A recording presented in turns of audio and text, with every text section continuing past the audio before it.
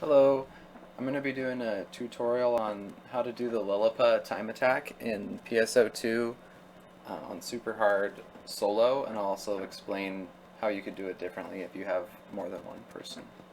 So Lillipa tends to be one of the most difficult time attacks for people, just because it seemed like there was a lot of shortcuts and a lot of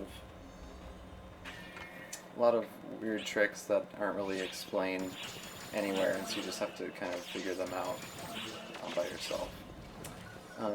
So we're going to start by just taking out these enemies up here. Definitely not going to be setting any records doing this, but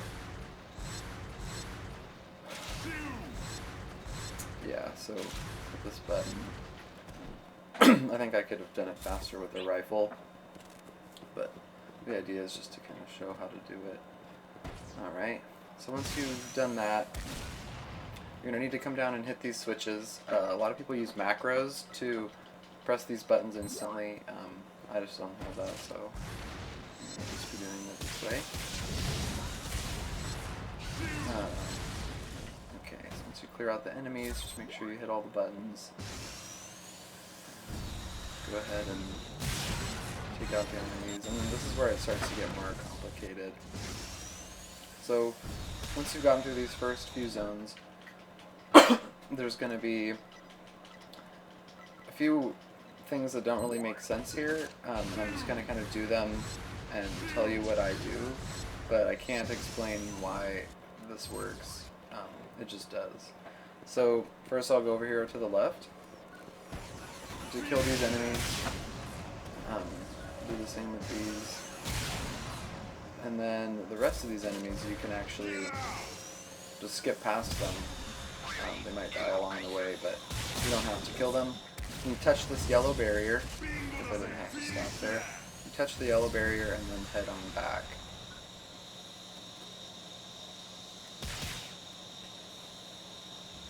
So once you're heading back over to this other side, you'll get over here, and you'll need to press this button on the wall, and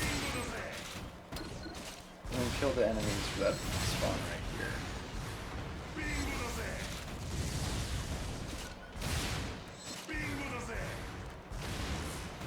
Alright, so once you've done that, let's get back on your rocket horse, go over here, press another button, and then it's pretty straightforward from here on until we get to the next area. So you're just going to kind of go through, make sure you kill all the enemies and keep hitting buttons.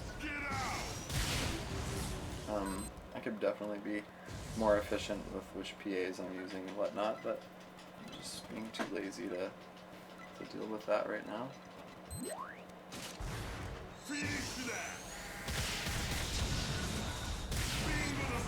Okay.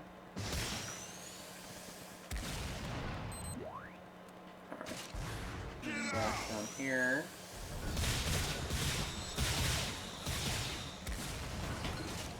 Yeah.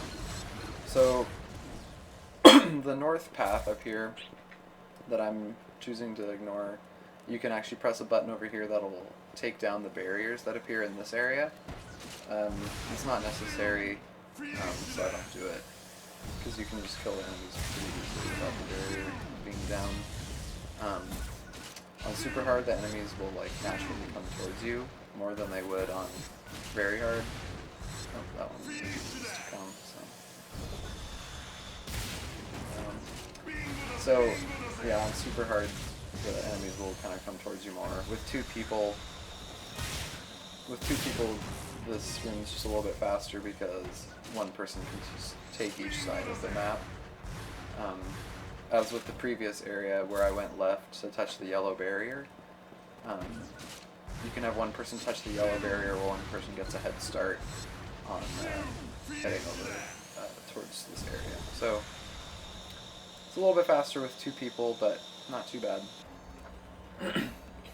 Not too bad solo. So this room is where things kind of start to get more difficult because there's actual timing involved that you might need to coordinate with a teammate. or whoever else you might be doing the time attack with. So I'm going to be going to the right first, since I'm doing it solo. With 2 people, you can send one north and one east, where I'm headed right now, and they can each do things separately. Like that. Alright.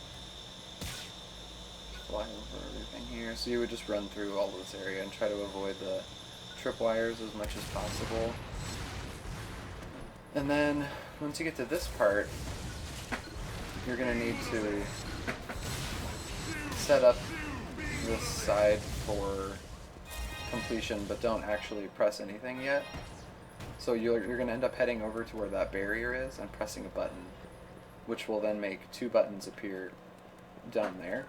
But you can't do that yet because we still have to go north from the beginning. So let's do that. So I'm going to head north here. This is something that would be done by a separate person if you're doing it with 2 people.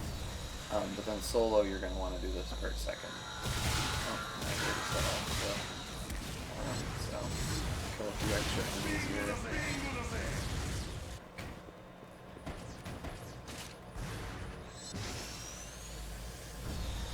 Here.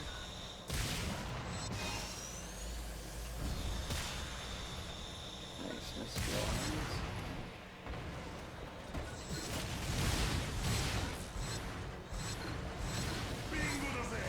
Alright, so once you've completed that, you can make it a little bit easier for yourself by hitting this button, which I'm going to do. This just takes down the alarms on the other side, so you don't have to worry about hitting them in the part that I'm about to show you. And then you'll press this button, and then you just want to make it over to the other side as fast as you can. And in reality, you actually have a good amount of time. You can just run at normal running speed and make it in time. But I'm just doing this because it's a little bit faster for me. So these alarms I turned off by shooting that button that I showed. So that just makes it a little bit easier. I'm going to hit that button and then head on down to this platform down here. And now I've hit both the blue and the green buttons from the left and right, and that makes both of those appear down there. So you want to, it's a pretty lenient time window, but you just want to make sure that you don't miss it, because not getting those 2 buttons to both appear can really cause some problems. So, fight this guy.